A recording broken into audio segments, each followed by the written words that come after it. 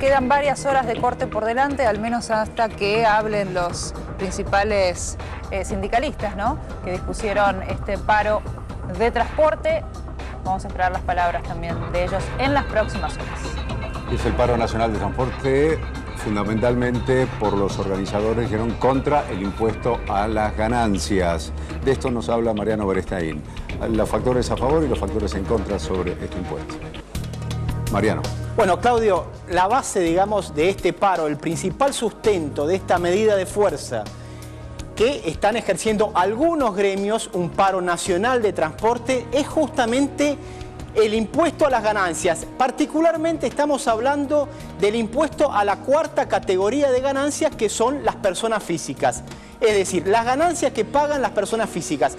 Vamos a ver argumentos en contra de este impuesto o en contra del impuesto a las ganancias para las personas físicas, que es el argumento que esgrimen obviamente los sindicalistas que toman la medida de fuerza.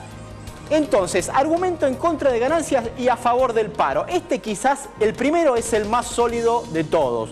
No grava las ganancias sino el salario. Es decir, el impuesto a las ganancias para la cuarta categoría grava esencialmente a los salarios medios altos de las personas físicas. Y el salario no es ganancia. ¿Por qué el salario no es ganancia? Porque justamente el salario es una retribución al trabajo y la ganancia es el beneficio que obtienen las empresas o algunas personas físicas por una actividad determinada. Este es el principal argumento de este paro y es el principal argumento en contra del pago a las ganancias. El segundo es inequitativo. ¿Por qué es inequitativo? Porque lo pagan algunos y algunos no. Por ejemplo, los jueces y los fiscales no pagan impuesto a las ganancias por una acordada de la Corte Suprema de Justicia.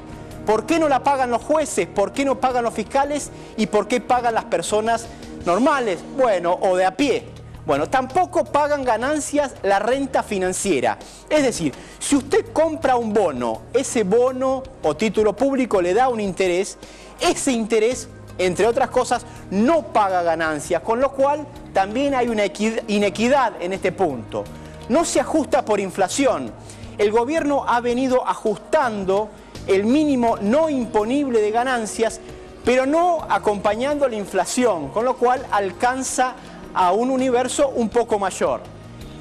El alcance del impuesto, bueno, lo que es un argumento para el gobierno y para los sindicatos, es decir, está de un lado y del otro.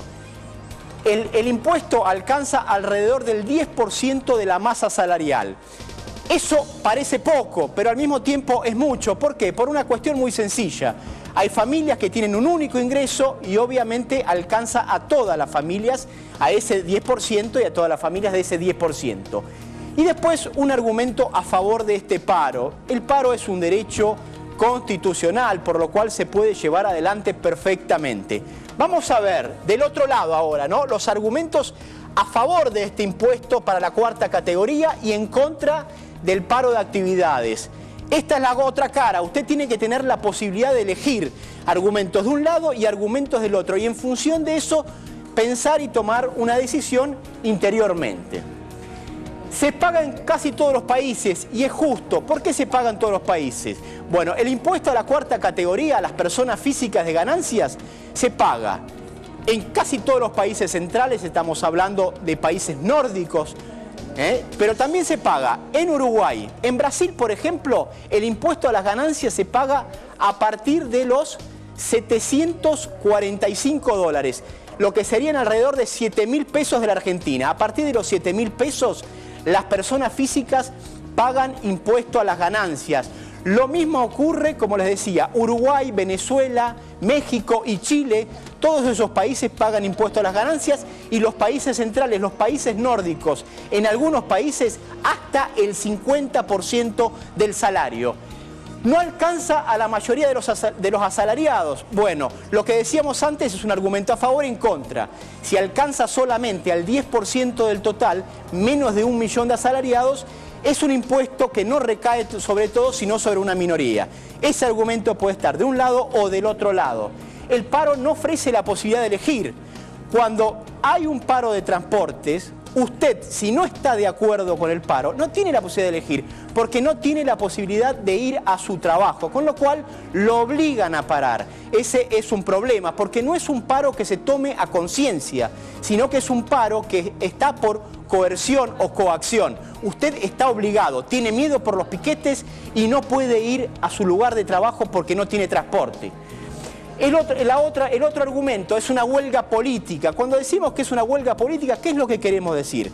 Este es un argumento del gobierno. El paro no está a favor de los que menos tienen, sino que es un paro que lo que busca es generar un daño político al gobierno. No busca obtener un resultado para que se elimine el impuesto a las ganancias, sino dañar políticamente al gobierno. Este es un argumento también. Y por último, es un paro ilegítimo. ¿Por qué? Porque realmente muchas veces hay una diferenciación entre la clase dirigente sindical y las bases.